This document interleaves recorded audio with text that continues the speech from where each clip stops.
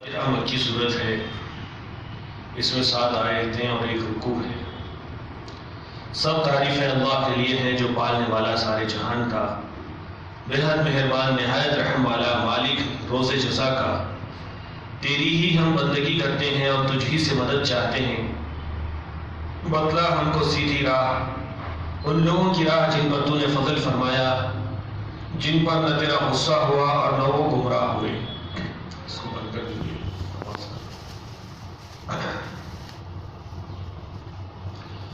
الحمدللہ، قرآن مجید کی تفسیر کا یہ دور پورا ہونے کے بعد آج یہ دوسرا دور اللہ کے فضل و کرم سے شروع کیا جا رہا ہے، اور اللہ کی ذات سے امید ہے کہ وہ ہماری اس نشستوں کو شرف قبولیت عطا فرمائے گا۔ بندہ ہے، عاجز ہے، محتاج ہے، لاچار ہے، مجبور ہے، اور وہ کوشش کرتا ہے، لیکن جب تک کہ اللہ تعالیٰ کا فضل، اس کی مدد و نصرت اس کے شامل حال نہ ہو، بندہ کچھ کر نہیں سکتا۔ اس لیے ہم کو چاہیے کہ ہمیشہ اللہ تعالیٰ سے امید لگائے رکھیں اور کوشش کرتے رہیں، اس کا انجام اور صلہ اللہ کے حوالے کریں، تبھی اللہ تعالیٰ اپنے بندوں کو کامیابی اور کامرانی کے منزل سے سرفراز فرماتا ہے۔ قرآن مجید اللہ تعالیٰ کا کلام ہے، اور اللہ کے اس کلام کو وحی بھی کہا جاتا ہے۔ وحی وہ بات ہے، وہ کلام ہے جو اللہ تعالیٰ اپنے بندے پر نازل کرتا ہے۔ جتنے پیغمبروں کو اللہ تعالیٰ نے اپنے احکام دیے ہیں وہ سب وحی کہلاتے ہیں۔ تورات بھی اللہ کی وحی تھی، زبور بھی اللہ کی وحی تھی، انجیل بھی اللہ کی وحی تھی، اور صحف ابراہیم و موسیٰ بھی اللہ کے وحی تھے۔ قرآن مجید بھی اللہ تعالیٰ کی وحی ہے۔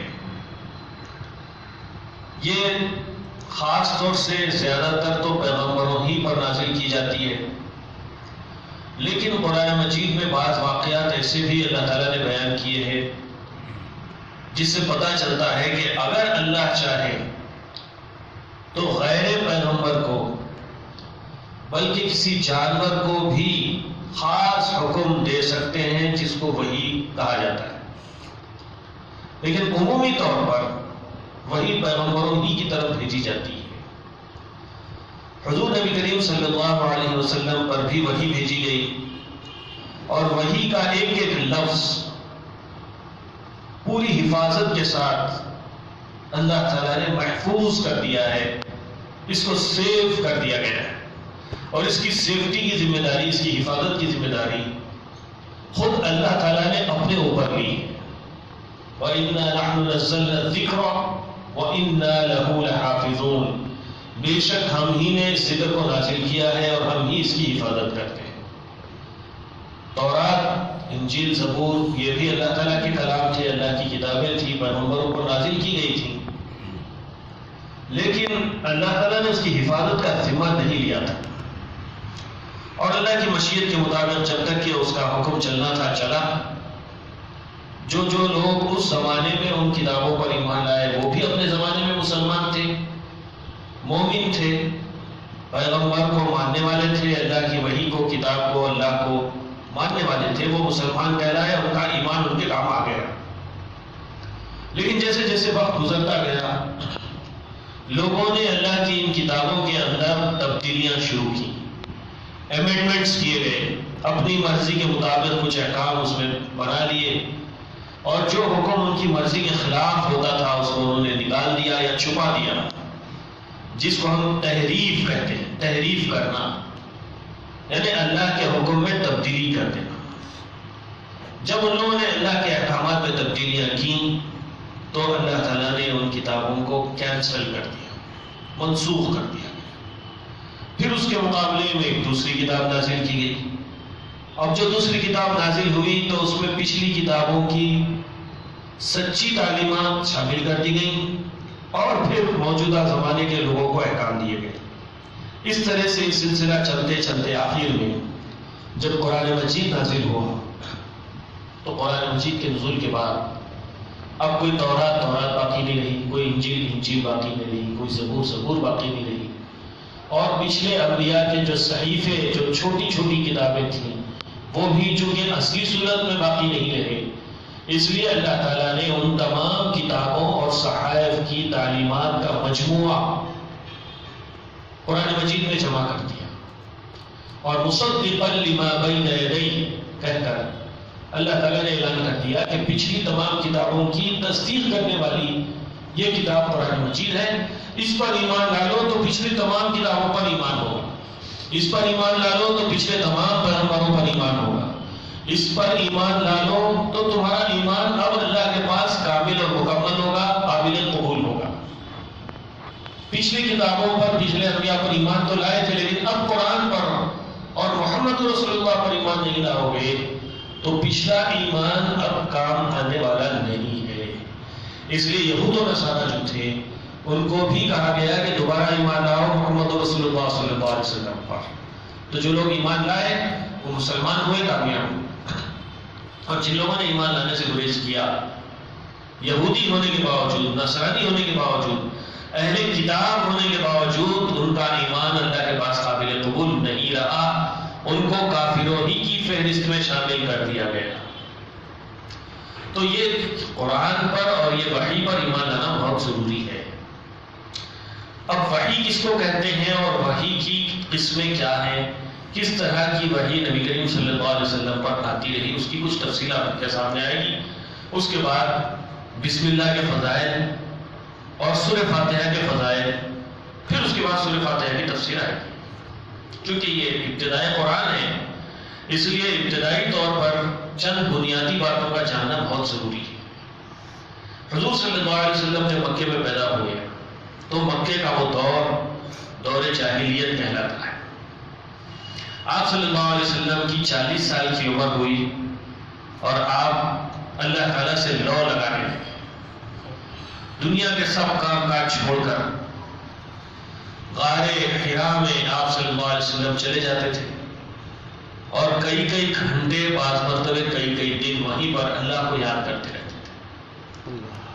وہ اللہ کو یاد کرنے کا حضور کا طریقہ کیا تھا کوئی نہیں جانتا، لیکن اتنا ضرور ہے کہ آپ اللہ کی یاد میں وہاں مصروف رہتے تھے۔ یہ ایک عرصہ گزرا، اس کے بعد اچانک ایک فرشتہ جبریل علیہ السلام آپ کے پاس تشریف لایا اور آپ صلی اللہ علیہ وسلم سے کہنے لگا پڑھیے، اقرأ۔ تو آپ صلی اللہ علیہ وسلم امی تھے، پڑھنا لکھنا نہیں جانتے تھے، جس کو ہم آج کی زبان میں illiterate کہتے ہیں، جو پڑھنا لکھنا نہیں جانتا، کوئی لکھی ہوئی چیز پڑھ نہیں سکتا، کسی چیز کو اپنے ہاتھ میں قلم لے کے لکھ نہیں سکتا، اس کو illiterate یا غیر پڑھا لکھا آدمی کہتے ہیں۔ غیر پڑھا لکھا ہونا الگ چیز ہے، جاہل ہونا الگ چیز ہے، اس کو ذرا ذہن میں رکھیے۔ حضور صلی اللہ علیہ وسلم کو قرآن مجید نے امی کہا ہے، یعنی پڑھنا لکھنا نہیں جاننے والے، کیونکہ مکے کی سوسائٹی ویسی تھی، اس زمانے میں پڑھنے لکھنے کا رواج ہی نہیں تھا۔ جیسا آج ہمارے بچے پیدا ہوتے ہیں، ہم اسکولوں میں ڈالنا شروع کر دیتے ہیں، فوری سوچتے ہیں کہ کون سے اسکول میں ڈالنا چاہیے، تو بچے 3 سال کے بھی نہیں ہوتے کہ اسکولوں میں جانا شروع کر دیتے ہیں، اور وہاں ان کو لکھنا پڑھنا سکھا دیا جاتا ہے۔ وہ زمانہ ایسا نہیں تھا، اس زمانے میں بچوں کو پیدا ہونے کے بعد جنگ و جدال، خون ریزی، میدان کارزار میں اپنی بہادری کے جوہر دکھانا، یہ سکھانے کے لیے دیہاتوں میں اور شہروں کے باہر بھیج دیا جاتا تھا۔ اس لیے دل پلانے والی اناؤں کے حوالے ان کو کر دیا جاتا تھا، تاکہ دیہات میں یہ لوگ جائیں اور دیہات کے ماحول سے اپنے آپ کو ہم آہنگ کریں، تاکہ کل کے دن جہاد کرنا پڑے، جنگ کرنا پڑے، لڑنا پڑے، خون ریزی کرنی پڑے، تو ان لوگوں کو کوئی ڈر خوف باقی نہ رہے۔ وہ زمانہ ویسی تھا۔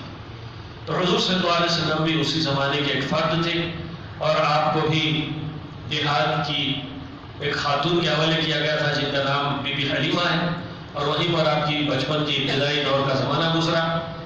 پھر اس کے بعد آپ جو ہے جب ہوش سنبھالے تو آئے، دادا کے انتقال کے بعد اپنے چچا کے حوالے کر دیے گئے ابو طالب کے، اور ابو طالب کا جو کاروبار تھا، بزنس تھا، اس میں بکریاں چرانا بھی تھا، اور سیزن کے اعتبار سے تجارتی قافلے لے کر شام اور یمن کی طرف جانا، یہ مکے والوں کا معمول تھا، اسی میں آپ صلی اللہ علیہ وسلم نے حصہ لیا، کچھ دن آپ نے بکریاں چرائیں، اور پھر اس کے بعد جب موقع ملا تو تجارتی قافلوں کے ساتھ آپ ہو گئے، اور اسی تجارت کا یہ نتیجہ نکلا کہ بی بی خدیجہ الکبریٰ رضی اللہ تعالیٰ عنہا کے تجارت کا جب آپ کو موقع ملا تو آپ نے تجارت میں ایمانداری اور امانت داری کے وہ جوہر دکھلائے کہ جن سے متاثر ہو کر بی بی خدیجہ الکبریٰ رضی اللہ تعالیٰ عنہا، جن کو طاہرہ کا لقب ملا تھا مکے کے شہر میں، پاک دامن خاتون تھی، کئی بڑے بڑے سرداروں نے، مالداروں نے اپنے پیغام بھیجائے تھے حضرت خدیجہ کے پاس، حالانکہ وہ بیوہ تھی، لیکن انہوں نے بڑے بڑے لوگوں کے پیغام ٹھکرا دیے تھے، مگر حضور صلی اللہ علیہ وسلم کی ایمانداری اور آپ کی بہترین سیرت سے متاثر ہو کر حضرت بی بی خدیجہ الکبریٰ رضی اللہ تعالیٰ عنہا نے خود نکاح کا پیغام حضور صلی اللہ علیہ وسلم کو دیا، اور آپ صلی اللہ علیہ وسلم سے بی بی خدیجہ نے نکاح کر لیا تھا۔ یہ سارا دور گزرا، اور 40 سال کی عمر میں جب آپ غار حرا میں مصروف تھے اپنے رب کی یاد میں، تو فرشتہ آیا اور کہنے لگا کہ پڑھیے، تو آپ نے کہا کہ میں پڑھنا لکھنا نہیں جانتا۔ یہ جو تھوڑا سا خاکہ میں نے حضور کے 40 سالہ دور زندگی کا پیش کیا ہے، اس میں آپ کہیں بھی دیکھ لیجئے حضور صلی اللہ علیہ وسلم کو کسی استاد کے پاس جانے کا، پڑھنے کا، لکھنے کا موقع ہی نہیں تھا۔ اس اعتبار سے آپ نے کہا کہ میں پڑھنا لکھنا نہیں جانتا، تو حضرت جبریل علیہ السلام نے اپنی باہوں میں لے کر حضور صلی اللہ علیہ وسلم کو زور سے دبایا، بھینچا جس کو بولتے، ایک تو آہستہ سا پریس کرنا، ایک زور سے دبانا، اس کو کہتے ہیں بھینچنا۔ تو حدیث میں آیا ہے کہ حضور صلی اللہ علیہ وسلم کو جبریل علیہ السلام نے زور سے بھینچا، پھر اس کے بعد چھوڑ دیا، پھر کہا پڑھی، پھر آپ نے کہا انا لیس بقاری، میں پڑھنا لکھنا نہیں جانتا۔ یہ معاملہ 3 مرتبے پیش آیا۔ اس کے بعد جبریل علیہ السلام نے کہا اقرأ باسم ربک الذی خلق، پڑھی اپنے رب کے نام سے جس نے پیدا کیا ہے، اور سورہ اقرأ کی ابتدائی 5 آیتیں جبریل علیہ السلام نے حضور صلی اللہ علیہ وسلم کو سکھائی، آپ صلی اللہ علیہ وسلم نے پڑھ لی۔ اس کے بعد آپ کے اوپر خوف کا اور گرمی کا ایک عجیب و غریب معاملہ پیش آیا، اور آپ کی جو طبیعت تھی اس کے اندر ایک تبدیلی آئی، اور آپ گھبرائے ہوئے اپنے گھر آئے، بی بی خدیجہ سے کہا کہ زملونی زملونی، مجھے چادر اڑاؤ چادر اڑاؤ، میں بہت گھبرایا ہوا ہوں، اور میں اپنی جان سے ڈر رہا ہوں کہ میری جان نہ چلی جائے۔ تو بی بی خدیجہ نے اس وقت حضور صلی اللہ علیہ وسلم کو تسلی دی، آپ کی ٹھارس بنائی، کہا کہ آپ کو اللہ ضائع نہیں کرے گا، آپ یتیموں کی رکھوالی کرنے والے ہیں، بیواؤں کی مدد کرنے والے ہیں، صلہ رحمی کرنے والے ہیں، امانت دار ہیں، اللہ تعالیٰ آپ کو ضائع نہیں کرے گا۔ چنانچہ پھر وہاں سے ورقہ بن نوفل جو حضرت خدیجہ کے چچاداد بھائی تھے، بہت بوڑھے تھے، اور وہ انجیل کے ماہر عالم تھے، ان کے پاس لے گئے۔ ورقہ بن نوفل نے حضور صلی اللہ علیہ وسلم کو تفصیل سے دیکھا، آپ کی ساری تفصیلات سنی، اور فرمایا کہ یہ وہی ناموس ہے، وہی ناموس رسالت ہے جو موسیٰ علیہ السلام پر نازل ہوا تھا۔ اگر میں زندہ ہوتا تو میں اس وقت آپ کی مدد کرتا، جبکہ آپ کے لوگ آپ کو مکے سے نکلنے پر مجبور کر دیں گے۔ اس وقت حضور صلی اللہ علیہ وسلم کو بھی تعجب ہوا، حضرت خدیجہ کو بھی تعجب ہوا کہ بھلا ایسا کیسے ہو سکتا ہے کہ آپ کو مکے سے نکال دیا جائے گا۔ لیکن چونکہ ورقہ بن نوفل وہ عالم تھا تورات کا اور انجیل کا، اس کو حضور صلی اللہ علیہ وسلم کے آنے اور آپ کی نشانیاں اور آپ کے بارے میں ساری تفصیلات تورات اور انجیل سے معلوم ہو گئی، چونکہ تورات اور انجیل میں حضور صلی اللہ علیہ وسلم کی ساری تفصیلات اللہ تعالیٰ نے نازل کر دی تھیں۔ اسی لیے سورہ بقرہ ہی میں ایک جگہ اللہ تعالیٰ فرماتے ہیں کہ الذین یعرفونہ کما یعرفون ابناءہم، یہ تورات و انجیل کے ماننے والے حضور صلی اللہ علیہ وسلم کو ایسے ہی پہچانتے ہیں جیسے کوئی اپنی اولاد کو پہچانتا ہے۔ جتنا گہرا تعارف ایک باپ کو اپنی اولاد سے ہوتا ہے، اتنا گہرا تعارف یہود و نصارہ کو حضور صلی اللہ علیہ وسلم کا تھا۔ اس کے لیے ان کو کہہ دیا گیا تھا کہ آئندہ آنے والے زمانے میں جو پیغمبر آئیں گے، محمد جن کا نام ہوگا، احمد جن کا نام ہوگا، ان پر بھی تم ایمان لانا، ہمارے نبی کی مدد اور نصرت کرنا، تب کہیں تمہارا ایمان قبول ہوگا، اور جو یہ کام نہیں کرے گا اس کا تورات و انجیل پر ایمان لانا کام نہیں آئے گا۔ تو ورقہ بن نوفل بھی تورات و انجیل کے ماہر تھے، انہوں نے کہا کہ یہ وہی ناموس رسالت ہے جو پچھلے پیغمبروں پر نازل ہوا تھا، اور پچھلے پیغمبروں کے ساتھ بھی واقعات پیش آ چکے ہیں کہ جب انہوں نے توحید کی دعوت دی اپنی قوم کو، تو قوم نے ان کو اپنے مدد سے نکال دیا، آپ کے ساتھ بھی یہ معاملہ پیش آئے گا، لیکن اس وقت تک پتہ نہیں میں رہوں گا یا نہ رہوں گا، اگر میں رہوں تو آپ کی ضرور میں مدد کروں گا۔ تو یہ وحی کا ابتدائی زمانہ تھا، پہلی وحی تھی حضور صلی اللہ علیہ وسلم پر جو نازل ہوئی، اس کے بعد سورہ مدثر کی آیتیں، پھر سورہ مزمل کی آیتیں، تھوڑی تھوڑی آیتیں ابتدائی دور میں نازل ہوتی رہیں، اور یہ وحی کے مختلف طریقے سے حضور صلی اللہ علیہ وسلم کو مختلف کام کرنے کا حکم دیا۔ اقرا میں تو صرف پڑھنے کا حکم دیا گیا، مدثر میں حکم دیا گیا کہ قم فانذر وربک فکبر، اب آپ اٹھیے اور اپنے رب کی بڑائی کی بیان کیجیے، اپنی قوم کو ڈرائیے۔ تو حضور صلی اللہ علیہ وسلم کو صحابہ گئے اور لوگوں کو بلایا اور توحید کی پہلی دعوت آپ کو دی۔ تو اس کی تو ساری تفصیلات ہیں، فی الحال ہماری گفتگو کا موضوع وحی ہے۔ رب وحی رسالت کا یہ مقدس سلسلہ سرکار دو عالم صلی اللہ علیہ وسلم پر اب ختم ہو چکا، اب قیامت تک کسی پر وحی آنے والی نہیں، اب کسی انسان پر نہ وحی نازل ہوگی نہ اس کی ضرورت ہے۔ آقا صلی اللہ علیہ وسلم پر مختلف طریقوں سے وحی نازل ہوتی تھی۔ صحیح بخاری کی ایک حدیث میں حضرت عائشہ رضی اللہ تعالیٰ عنہ فرماتی ہیں کہ ایک مرتبہ حضرت حارث بن ہشام رضی اللہ تعالیٰ عنہ نے حضور صلی اللہ علیہ وسلم سے پوچھا کہ آپ پر وحی کس طرح آتی ہے؟ تو آپ صلی اللہ علیہ وسلم نے فرمایا کہ کبھی تو مجھے گھنٹی کی سی آواز سنائی دیتی ہے، اور وحی کی یہ صورت میرے لیے سب سے زیادہ سخت ہوتی ہے۔ پھر جب یہ سلسلہ ختم ہو جاتا ہے تو جو کچھ اس آواز نے کہا ہوتا ہے مجھے یاد ہو چکا ہوتا ہے، اور کبھی فرشتہ میرے سامنے ایک مرد کی صورت میں آ جاتا ہے۔ حدیث میں آپ نے وحی کی آواز کو گھنٹیوں کی آواز سے تشبیہ دی ہے۔ شیخ محی الدین ابن عربی نے اس کا مطلب یہ بیان کیا ہے کہ ایک تو وحی کی آواز گھنٹی کی طرح مسلسل ہوتی ہے اور بیچ میں ٹوٹتی نہیں، دوسرے گھنٹی جب مسلسل بجتی ہے تو عموماً سننے والوں کو اس کی آواز کی سمت یعنی کس ڈائریکشن سے گھنٹی کی آواز آ رہی ہے یہ متعین کرنا مشکل ہوتا ہے، ہر طرف سے آواز آ رہی ہے ایسا محسوس ہوتا ہے۔ جب اس طریقے سے آپ پر وحی نازل ہوتی تو آپ پر بہت زیادہ بوجھ پڑتا تھا۔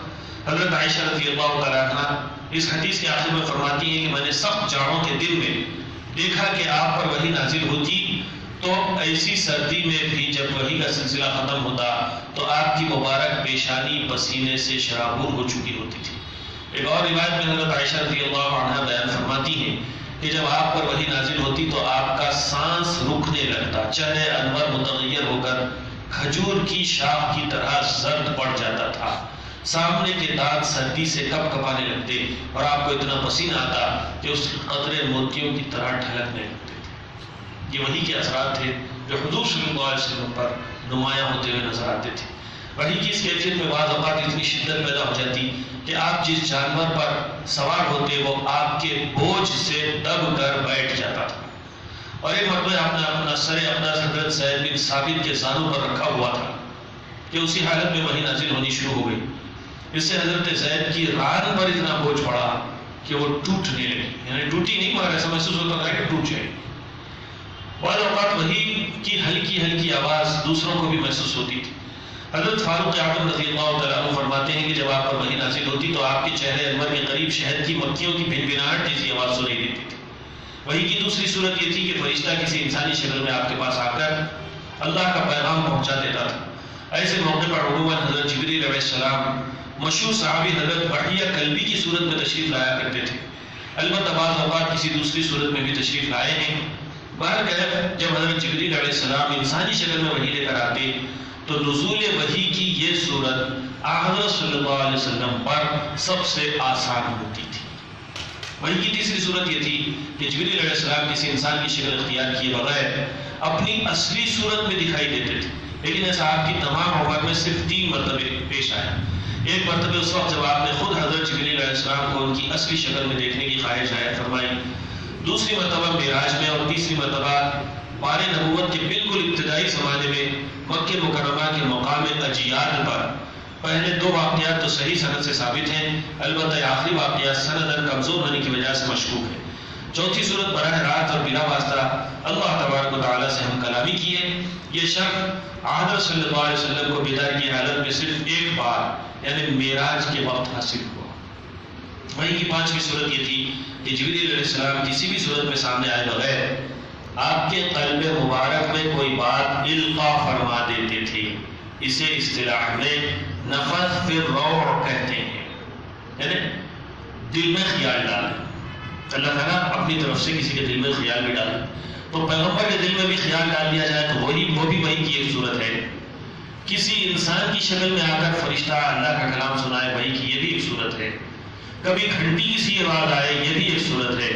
اور کبھی جبریل علیہ السلام اپنی اصلی صورت میں سامنے آئے جس کی کیفیت حضور صلی اللہ علیہ وسلم نے فرمائی کہ میں نے دیکھا کہ آسمان کے ایک سرے پر کرسی پر جبریل علیہ السلام بیٹھے ہوئے ہیں اور انہوں نے اپنے 2 بازو کھولے ہوئے ہیں.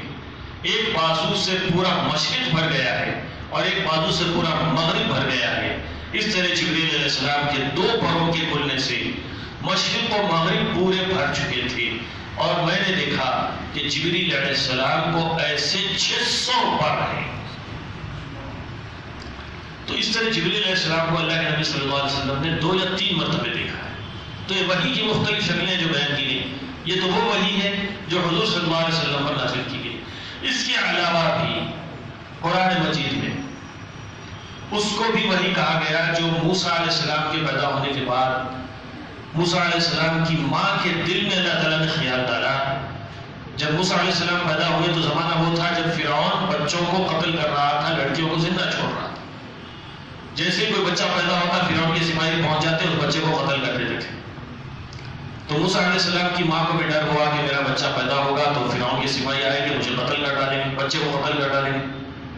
تو اللہ تعالیٰ نے فرمایا فَأَوْحَى إِلَىٰ أُمِّ مُوسَىٰ أَنِ ارْضِعِيهِ, ہم نے موسیٰ علیہ السلام کی ماں کو وحی کی کہ اپنے بچے کو دودھ پلائے, ڈبے میں بند کریں, دریا میں بہا دیں.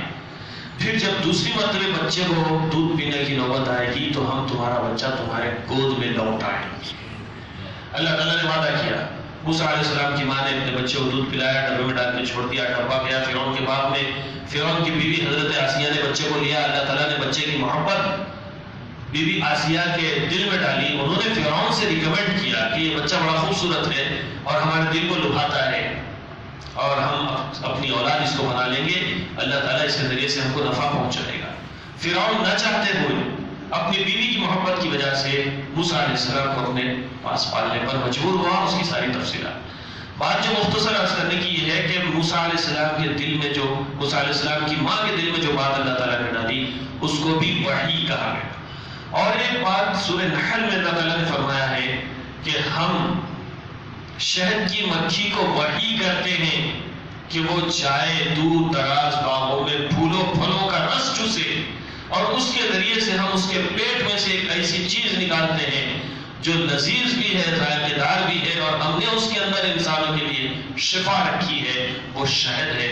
تو شہد کی مکھی کے دل میں جو بات ڈالے اللہ نے اس کو بھی وحی کہا گیا. تو وحی شہد کی مکھی کو بھی کی گئی, وحی موسیٰ علیہ السلام کی والدہ کو بھی کی گئی, وحی عیسیٰ علیہ السلام کی والدہ کو بھی کی گئی.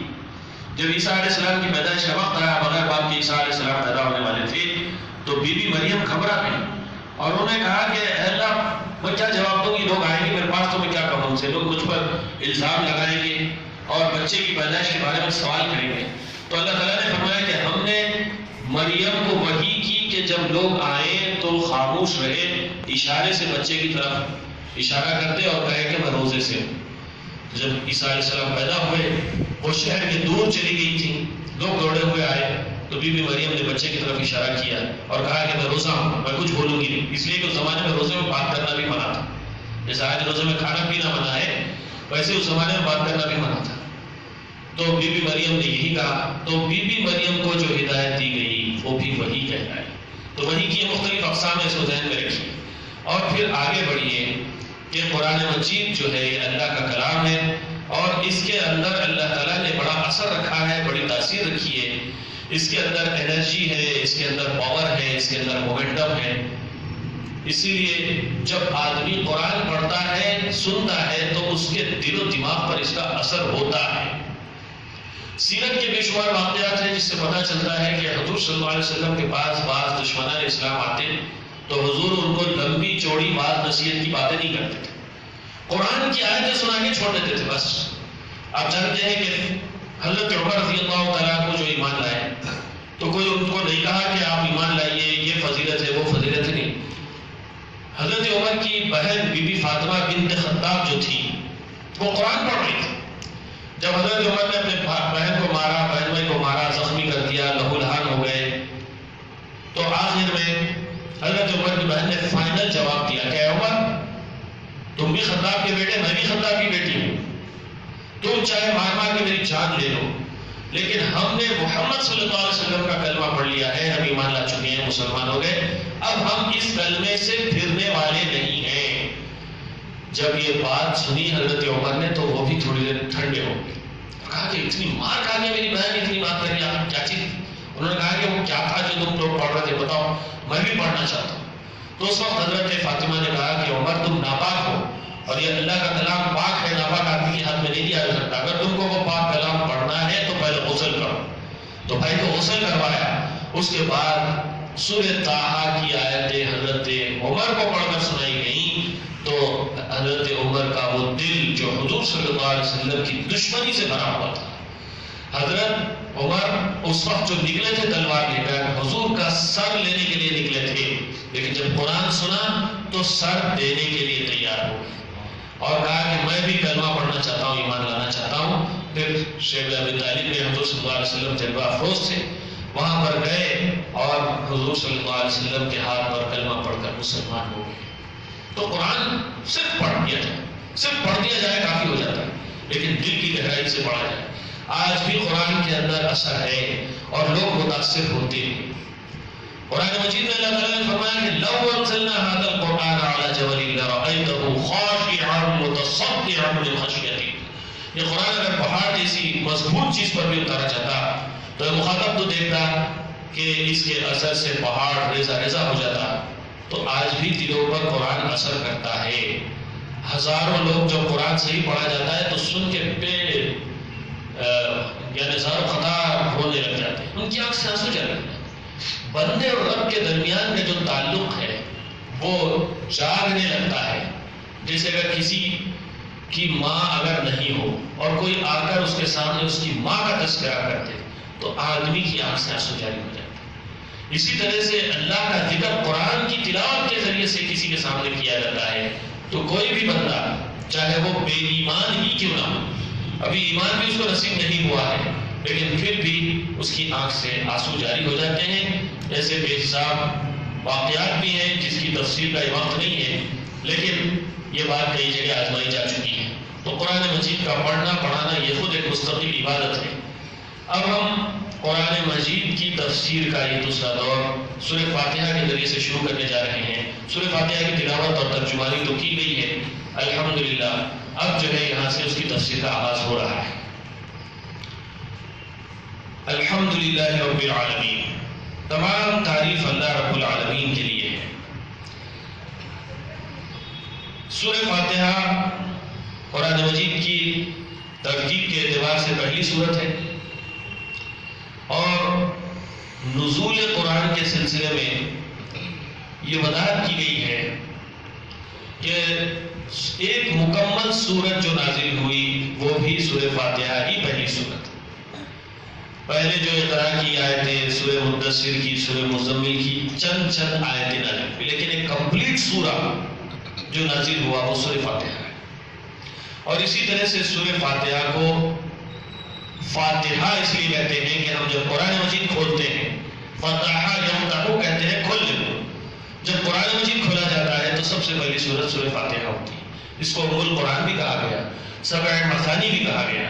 یہ قرآن کی ماں ہے اور 7 دہرائی جانے والی آیتیں، یہ 7 آیتیں جو بار بار ہر نماز کی ہر رکعت میں دہرائی جاتی ہیں، بغیر سورہ فاتحہ کی کسی کی نماز ہوتی ہی نہیں، تو اس لیے اس کو دہرائی جانے والی 7 آیتیں بھی کہتے ہیں۔ اس کی بڑی فضیلت ہے، بہت سارے فضائل سورہ فاتحہ کے قرآن و حدیث کے اندر بیان کیے گئے ہیں، لیکن ہر ایک چیز کا کور کرنا بہت مشکل ہے، اس کے بہت ساری تفصیلات کو چھوڑ کر ہم قرآن مجید کی اس پہلی سورت کے معانی اور مطلب کی طرف جا رہے ہیں۔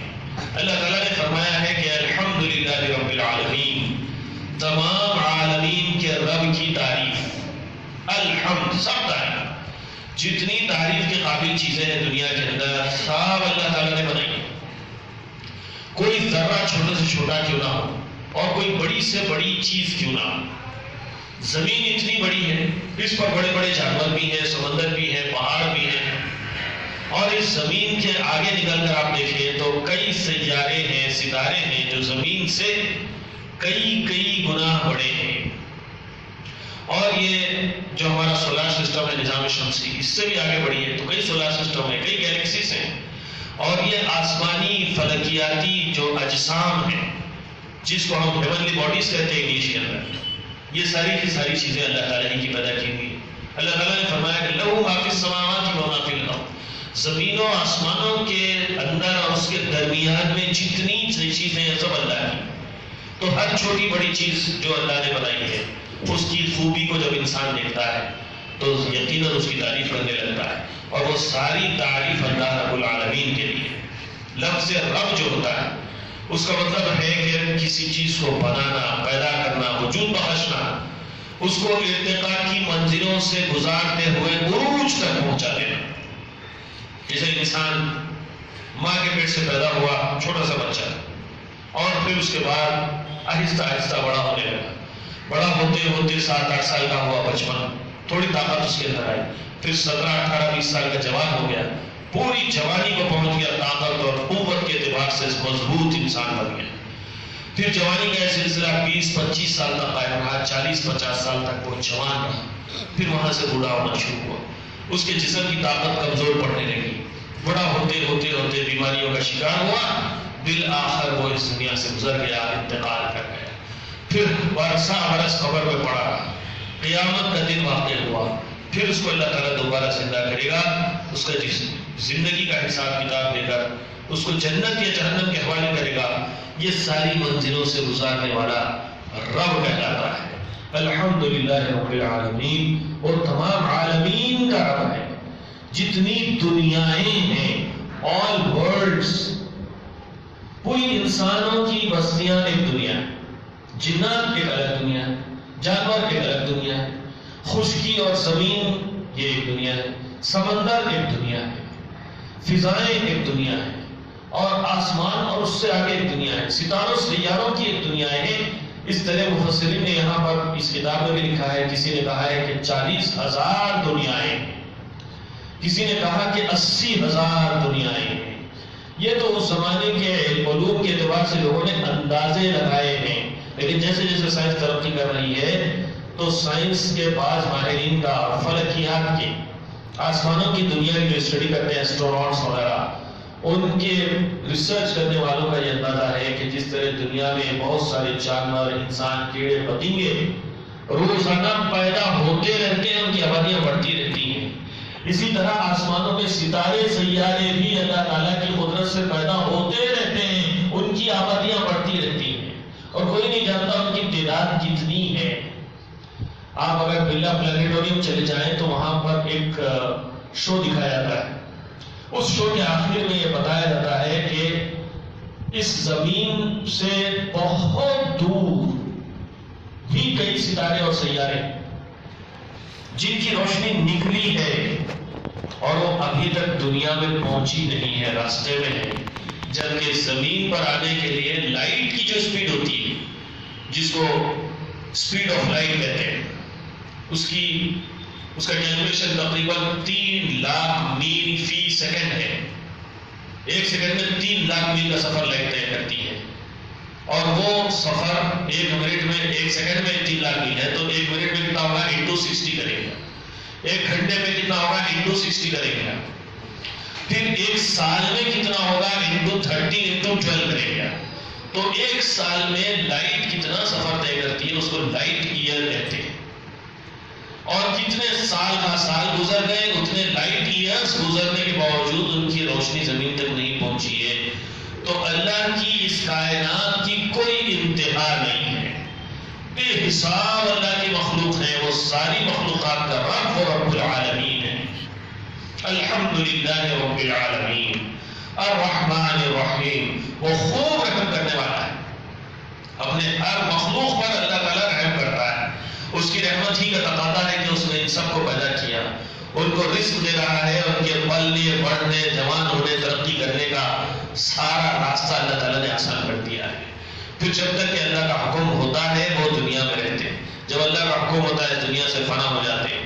اور جب قیامت قائم ہوگی تو وہ رحمان رحیم اپنے خاص مومن بندوں پر رحمت کرے گا اور ان کو اپنے عذاب سے بچا کر جنت میں داخل کرے گا. وہ خاص مومنین پر رحمت ہوگی.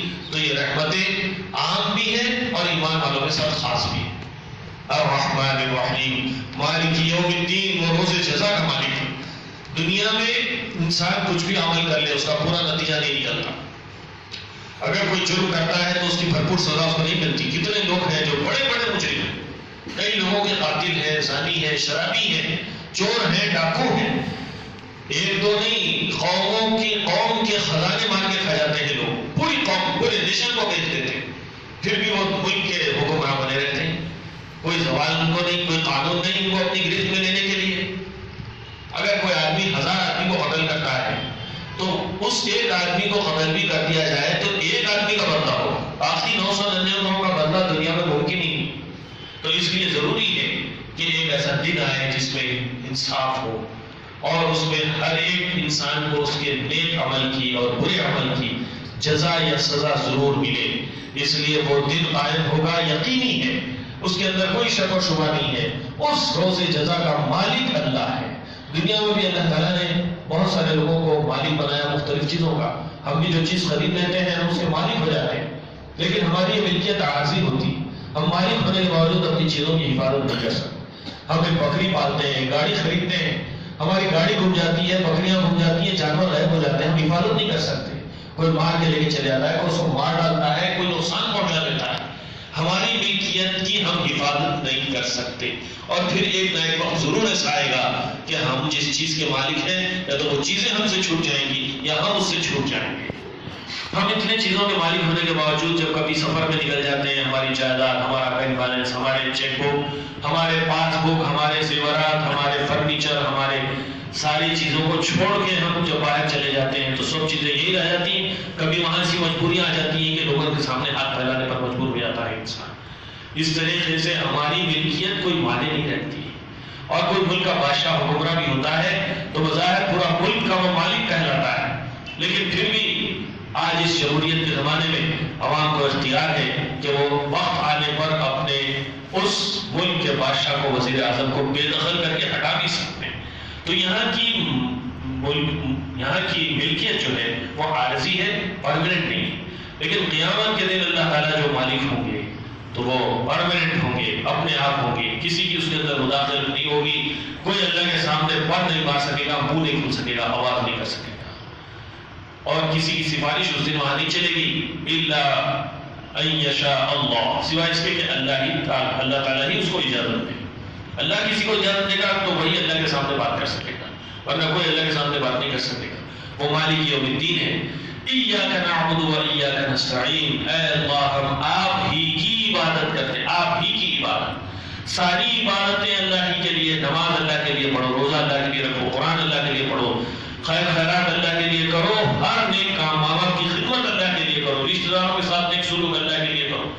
جو نیکی ہے صرف اللہ کے لیے. ایاک نعبد، اے اللہ ہم تیری ہی عبادت کرتے ہیں. دعا کے لیے ہاتھ اٹھاؤ اللہ کے سامنے، سر جھکاؤ اللہ کے سامنے، سجدہ کرو اللہ کے لیے، رکوع کرو اللہ کے لیے، طواف کرو تو صرف اللہ کے گھر کا. یہ سارے کام اللہ کو چھوڑ کر کسی اور کے لیے کیے جائیں گے تو وہ شرک ہوگا. اور ایاک نستعین، تجھ ہی سے مدد مانگتے ہیں. جب نماز میں یہ اعتراف کرتے ہیں، اعلان کرتے ہیں کہ ہم اللہ ہی سے مدد مانگتے ہیں، تو پھر المدد یا غوث اعظم دستگیر لکھنا اس عہد کے خلاف ہے. اللہ تعالیٰ سے کھلی بغاوت ہے اور یہ کھلا ہوا شرک ہے. ہم کسی سے مدد نہیں مانگ سکتے، مدد صرف اور صرف اللہ تعالیٰ سے مانگی جاتی ہے. ایاک نعبد و ایاک نستعین. لوگ عجیب و غریب ہیں. میں آج صبح میں تھوڑی دیر کے لیے باہر نکلا تو ایک خاتون کو دیکھا کہ سورج کی طرف رخ کر کے، ہم بچپن میں دیکھتے تھے اسی چنچل روڈ میں جہاں پیچھے جو اب مٹھائی کی دکان ہے، ہوٹل تھی، ہوٹل کے مالک ہمارے پڑوس میں رہتے تھے مول صاحب کی مسجد کے پاس. اور روز صبح میں نکلا تھا 7-8 بجے اپنے گھر سے نکل کے آتے اور مشرق کی طرف رخ کر کے سورج کی طرف ایسے ہاتھ بتا کے دعا کرتے تھے.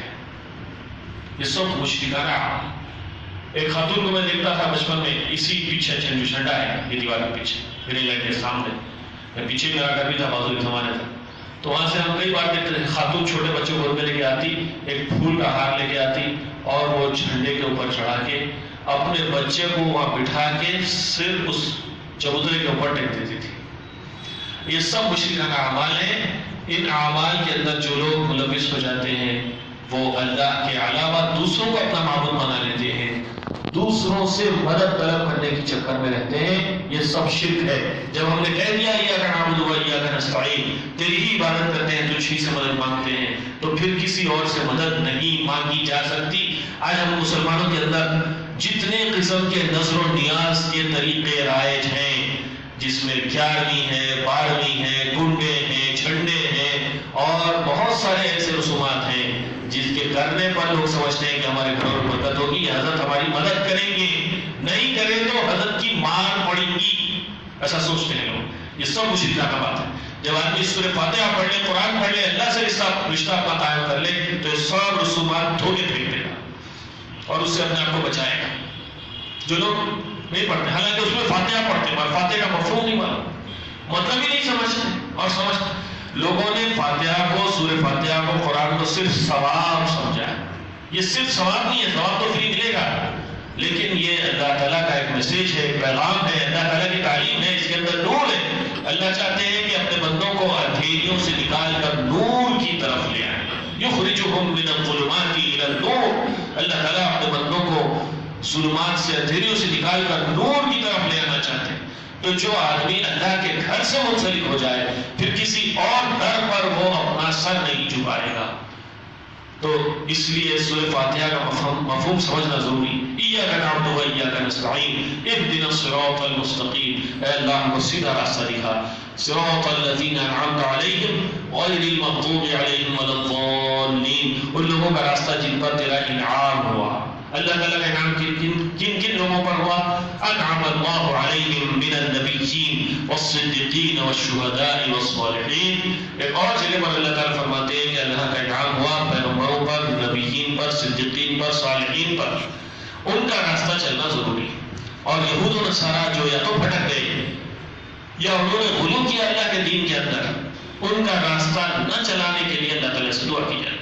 اس لیے اللہ کے نبی صلی اللہ علیہ وسلم نے فرمایا کہ اللہ تعالیٰ فرماتا ہے کہ سورہ فاتحہ میرے اور میرے بندے کے درمیان میں آدھا آدھا تقسیم کر دیا گیا ہے۔ آدھے سورے کے اندر یعنی 3.5 آیتوں کے اندر اللہ تعالیٰ کی تعریف و توصیف ہے، اور باقی 3.5 آیتوں کے اندر بندہ اپنے لیے دعا کرتا ہے، اہدنا الصراط المستقیم صراط الذین انعمت علیہم غیر المغضوب علیہم ولا الضالین۔ جب بندہ اللہ تعالیٰ سے صراط مستقیم، سیدھے راستے کی دعا کرتا ہے، ہدایت کی دعا کرتا ہے، تو پھر اس کے بعد باقی 30 پارے اللہ تعالیٰ انسان کو عطا کرتے ہیں، اور فرمایا جاتا ہے ذالک الکتاب لا ریب فیہ ھدی للمتقین۔ یہ ہدایت ہے متقی لوگوں کے لیے۔ جو ہدایت تم سورہ فاتحہ میں مانگ رہے ہو، یہ پورا قرآن اسی ہدایت کے نتیجے میں تم کو دیا جا رہا ہے۔ اس قرآن کو پڑھو تو تم کو ہدایت ملے گی، اس لیے ہم قرآن پڑھتے ہیں، پڑھاتے ہیں۔ اللہ تعالیٰ سے دعا ہے کہ ہم کو اپنے کلام کے پڑھنے، سمجھنے، عمل کرنے کی توفیق عنایت فرمائے۔ وآخر دعوانا الحمد للہ رب العالمین۔ اللهم صل على سيدنا محمد وعلى آل سيدنا محمد وبارك وسلم۔ ربنا ظلمنا أنفسنا وإن لم تغفر لنا وترحمنا لنكونن من الخاسرين۔ ربنا آتنا في الدنيا حسنة وفي الآخرة حسنة وقنا عذاب النار۔ ربنا لا تزغ قلوبنا بعد إذ هديتنا وهب لنا من لدنك رحمة إنك أنت الوهاب۔ اللهم اغفر للمؤمنين والمؤمنات والمسلمين والمسلمات الأحياء منهم والأموات برحمتك يا أرحم الراحمين۔ سبحان ربك رب العزة عما يصفون وسلام على المرسلين والحمد لله رب العالمين۔